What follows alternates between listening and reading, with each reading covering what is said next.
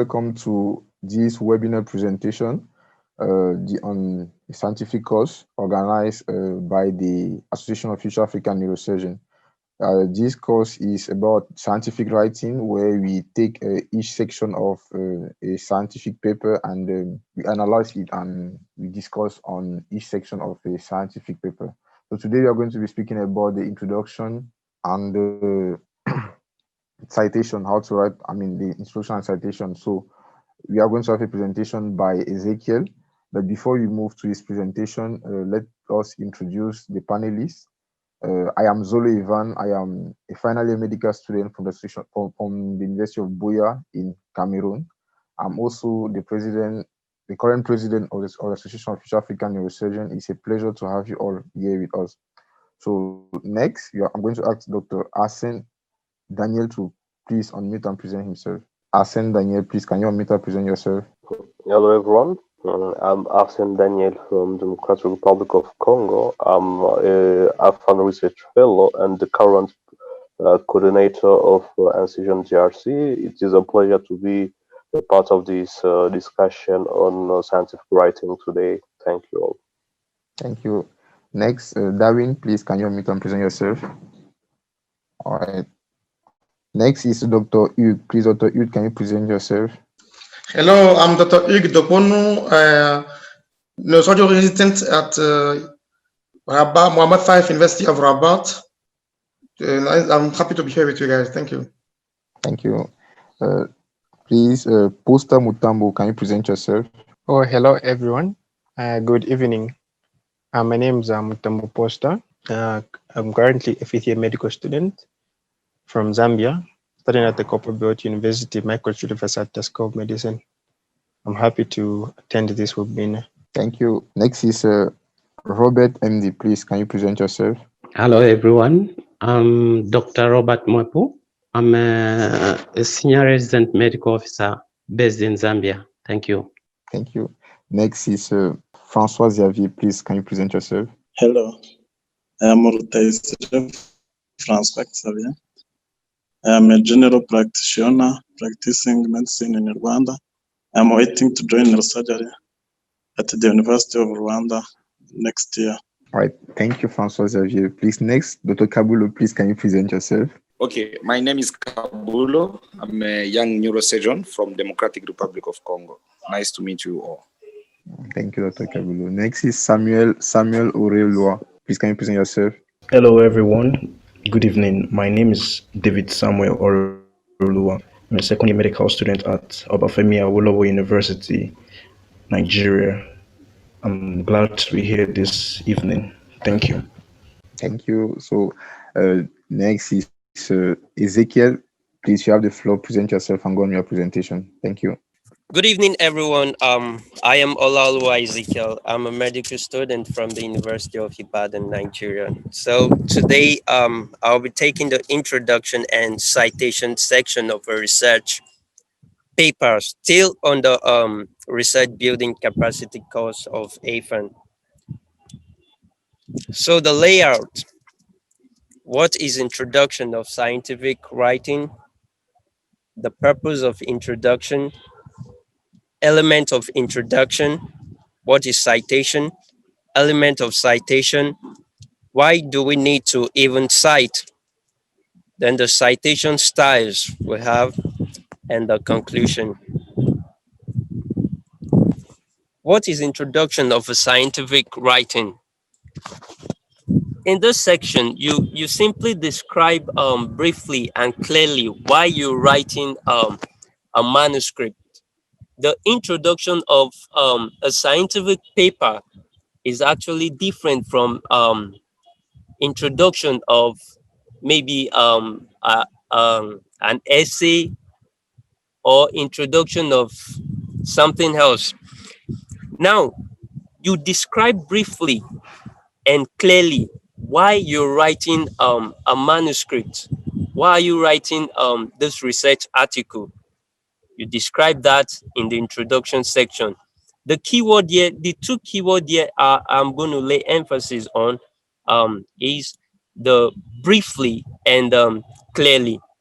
Now, the introduction section is said to actually occupy 10, not more than 10 to 15% of your manuscript, excluding the reference section, and the abstract. You know, you are writing the introduction section. It's not all the research paper, so you have to be brief. Then clearly, you have to be clear. Don't don't don't set your reader confused. You have to define clearly what you are up to. Like Amagan A said, introduction is the gate to a city. Don't set out your reader to be confused. You have to be clear. Don't come up ambiguous. So you have to be brief and clear while you are writing the manuscript. The purpose of introduction, why do we need to come up with introduction when come up with the introduction section while writing a manuscript? To get the reader attention, evoke the reader interest. Your introduction should be catchy. You know, it's another section where, apart from the abstract, your introduction section is a good section to create a good impression in the heart of your reader. You don't have to confuse your reader. If someone is to take your paper and start reading the introduction section and say, oh, I don't have interest in this paper, oh, these, so you have to get your reader attention, evoke your reader interest, introduce the topic clearly. You see, some writers, you start from the introduction section, you get confused that what are they trying to write about. You can't connect the dots between the topic itself and the and how they introduce the work. So you have to be you have to introduce the topic clearly. You have to present the background information on specific problem you are addressing. Notice, specific problem you are addressing. You are not addressing all problems. Present a clear background of information on the specific problem you are addressing. You have to explain the relevance of the study to the reader. Why is the work important? Why do you have to come up with such a research work? Why do you have to write this manuscript? You have to let the reader knows about the relevance of the study. Now, element of introduction. What are the things that constitute the introduction section? The component of the introduction section. You have the background, you have the unknown gap knowledge, you have your research aim, you have the research objective, and you have the research question. Now, the background provides a balanced, fair, and relevant review directly related to the study in context.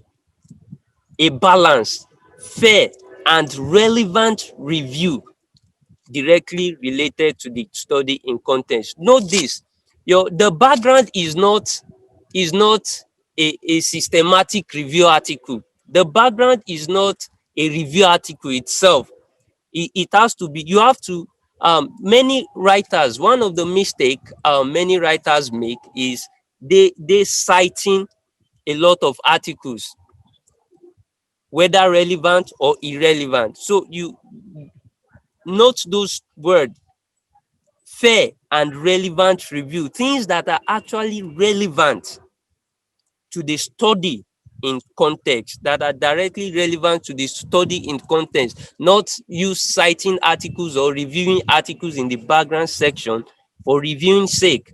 So your background must actually be relevant to the study in context. Now, I love this quote by Gordon Bergman. It says, stay within the confines of your choosing topic. If you start to stray away from your topic and find the urge to showcase everything that you know. Resist that urge. Remember that you are writing a book and not the book. So I'm going to say, remember, you are writing a paper and not the paper. Your background section should be focused mainly on reviewing relevant information to your topic, to your manuscript, to your topic in context, the study in context.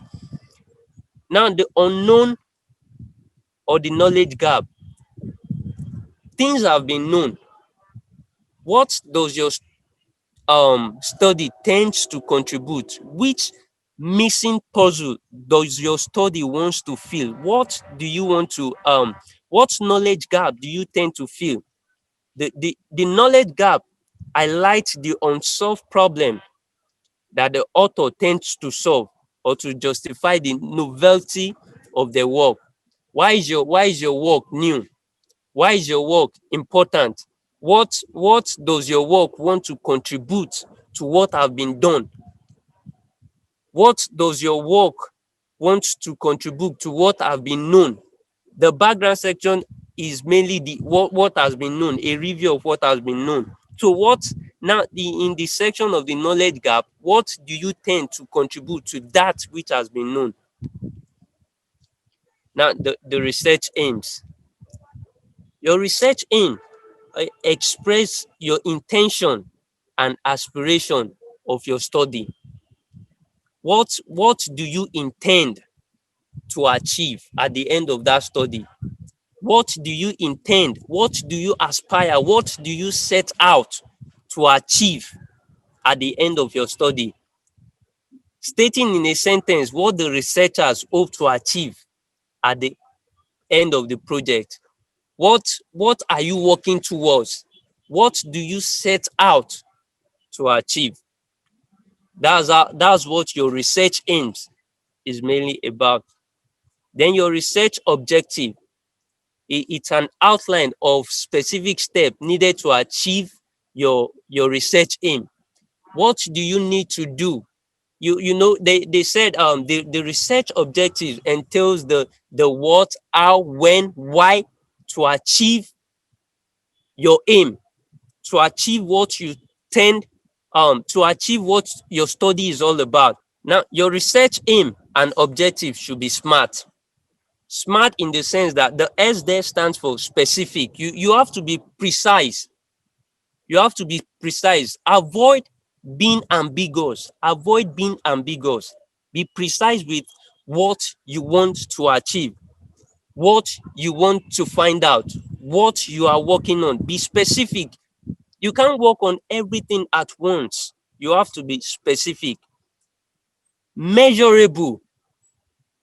Measurable. When will you know that, oh yes, you've actually achieved this? Oh yes, you've gotten what you set out to achieve at the end of the study? Let it be measurable. Achievable. You have to be you have to work on it must be achievable. Set out to what you can do. Avoid setting goals that you can reach. Avoid ambiguous goals that cannot be achieved. Now, realistic. It has to be realistic in the sense that you must be sure that the resources, the time is actually available. The resources, the time needed to achieve your specific aim is actually available. Then time constraint. You have to set some time. You have to set time for achieving the goals of each stage. You have to set time for achieving the goals of each stage. That's why research comes with you being disciplined. You have to set time that you have to achieve those specific goals at each stage of your research study. Now, your research question.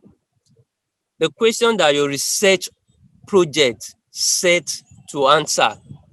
You know, your research question actually formulate the aims and objective of your research. What solution, what answer do you want at the end of your study? What you need answer to after working on a particular project? That's now citation. What is citation? The quotation from a reference, the quotation from or a reference to a book, paper, or author, especially scholarly work. You can say especially scholarly work in the scientific field. Citation is very, very important. You know, we need to sustain the integrity of science. We need to sustain the integrity of science. So citation is a crucial part of any research work. It is very, very important. Now, element of citation. What are the things that come together to make up citation? You have quotation, in-text reference, bibliography.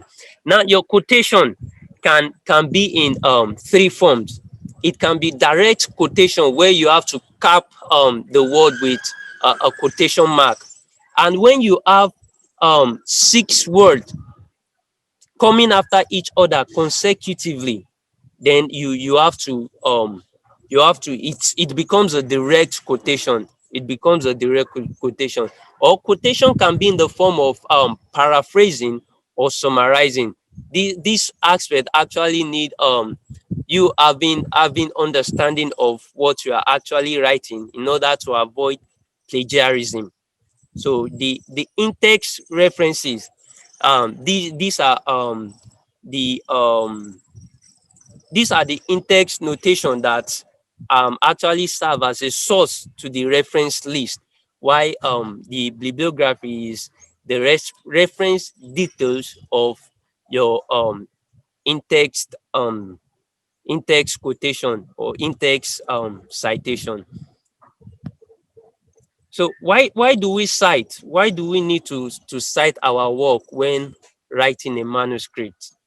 It provides readers with sources to verify stated information. You know, readers can be very inquisitive, which is very fine. So they need to verify if what you are actually putting up for them is actually true. If it's not, to verify whether it's falsified or it's not falsified. So it portrays intellectualism. Anybody can actually write. Anybody can actually write, but not everybody writes well. So you being able to, write and cite properly shows a level of intellectualism. Now it portrays academic integrity. You know, you don't have to take this work and claim it to be yours. We have to sustain the integrity in academic. We have to sustain the integrity in science. So we need to cite our work properly. Now, what are the different citation styles, citation system? You have the Vancouver, Harvard, MLA, APA, AMA, Chicago. Now, the Vancouver is the most common citation styles. It's used commonly mostly in medicine, and it has the in-text, it has numeric in-text citation style. The Harvard is most commonly used for economics, and there you have the parenthetical form of citation, where you have the author's last name and the date of publication. So the Modern Language Association has the author's name, date, publication. You have the APA, which is, so we have the Modern Language Association. You have the American Psychological Association, the American Medical Association. Then Chicago is, you have the Chicago A and the Chicago B style. Why one has the note citation style, while the other has the author date citation style. So now, conclusion. Your introduction section should be brief, clear, relevant, and informative. That's the very essence why you are writing the introduction section of a research paper, because you are you are creating an impression for the reader. You are given you are feeding the reader with information which is going to determine whether they should continue with the study, the manuscript or not. So your introduction section should be brief. It should be clear. It should be clear. If it's not clear, they can easily lose interest. Then you should follow author's guideline. Emphasis, author's guidelines. Follow author's guidelines and ensure proper citation that portray and sustain academic integrity. Thank you. All right, thank you so much, Ezekiel, for this wonderful presentation.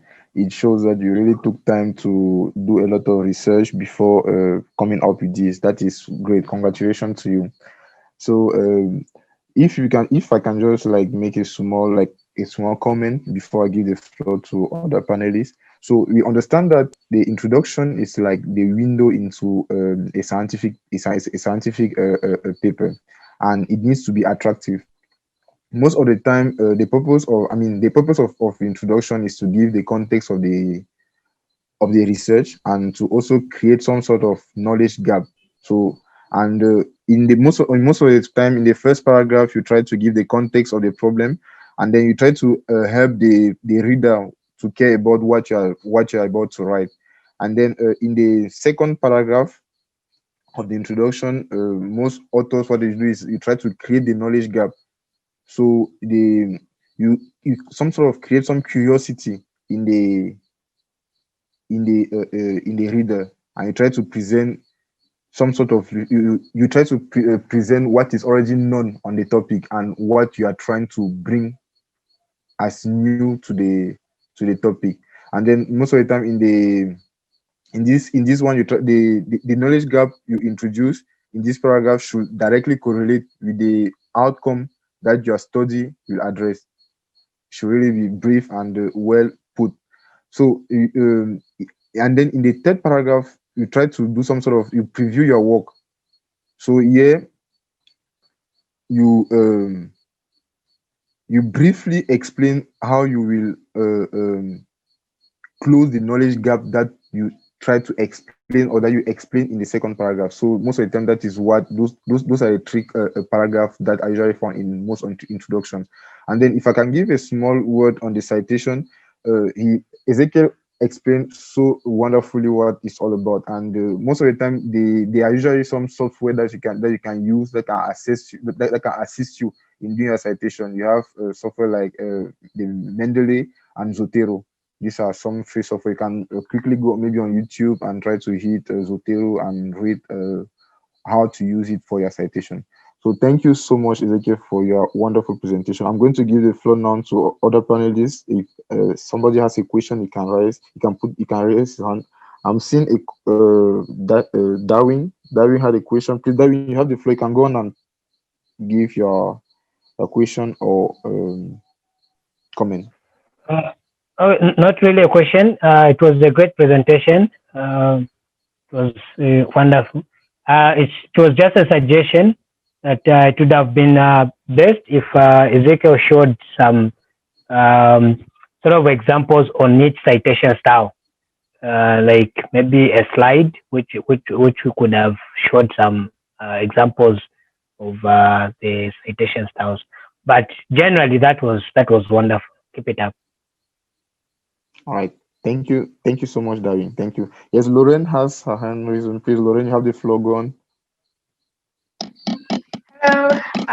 Thank you so much for the great presentation.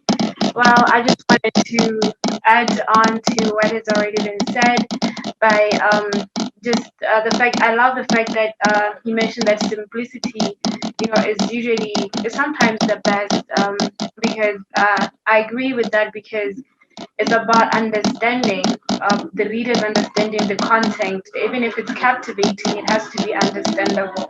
Thank you. All right, thank you so much, Lauren. This one question somewhere. All right. I would like if possible, Dr. Kabulo, if he's around. I think he stepped out. All right. So that said, is somebody having any question, any question to Ezekiel or any comment? All right, no question, no comment. So I thank you very much for taking part of your time to be with us and to follow this presentation. We are having another session next week. Next Saturday again, still on the scientific writing course where we try to bring you more on research and manuscript writing. So thank you very much for coming and see you next week. Bye bye.